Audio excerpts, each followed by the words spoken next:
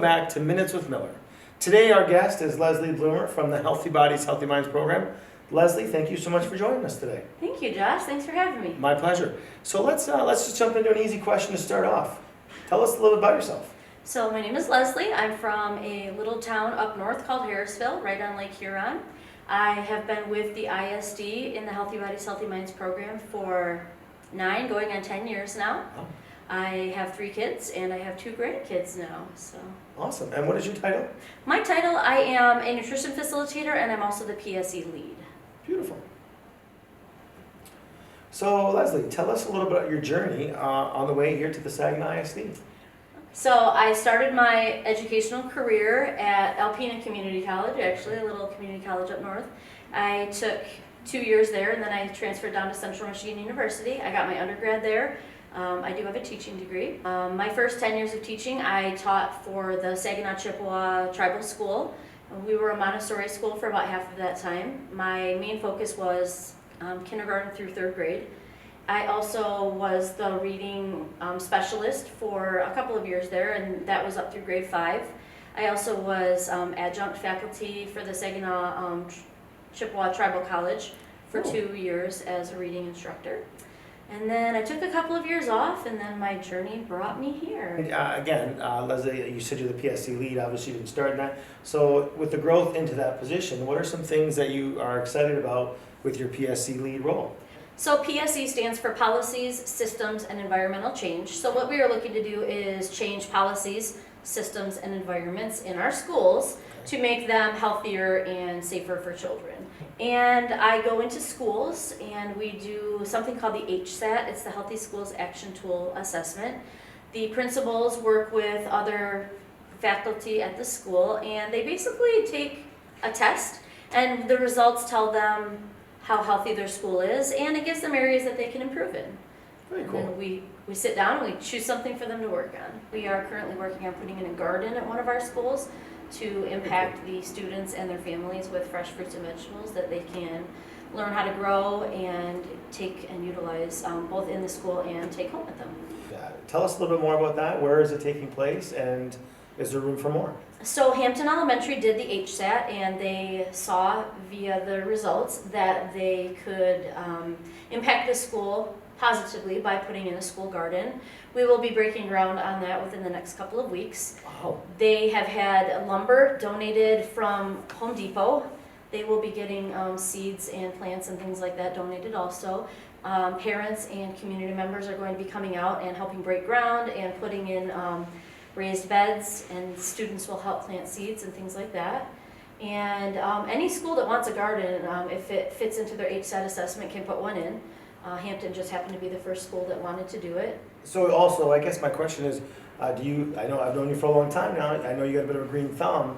Are you excited to be can you actually be there and help with the construction and such? Absolutely, I'm excited to get my hands dirty, get in there and help plant some plants.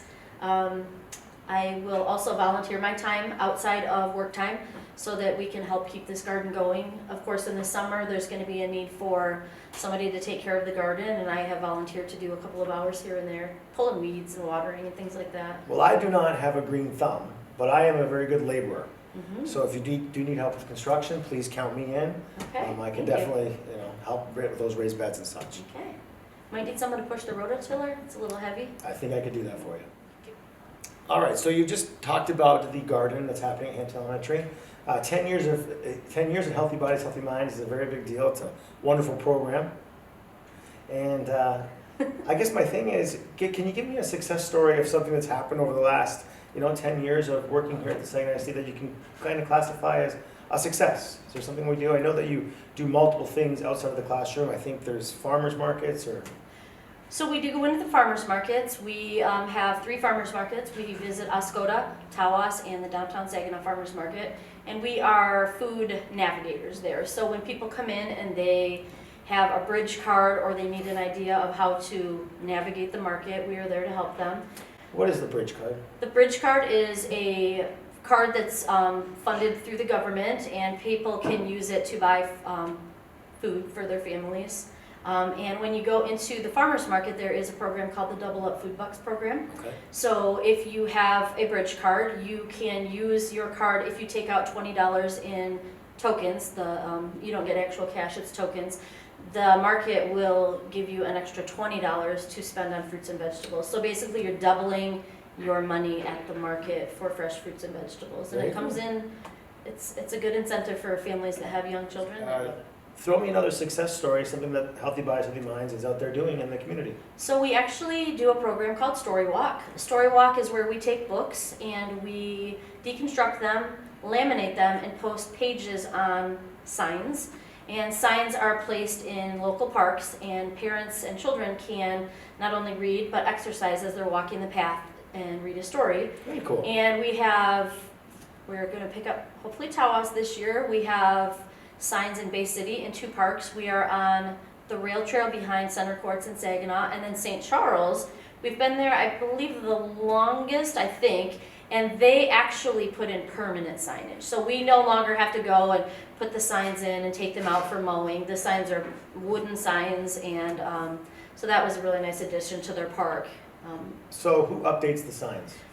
The City of St. Charles, the library in St. Charles, and then us. It's a rotating schedule, so every couple of weeks we go out and place a story, and they place their stories. So yeah, in the summer we're out there and placing stories more often. During the winter and the fall and the spring, the City of St. Charles and the library does it. Very cool. I may be a little biased, but that sounds like a pretty cool program. It's a very cool program. Well, I guess I have one final question. I've now been here for 13 years here at the ISD. I love my job. If you've ever met me in the hallways, you know that.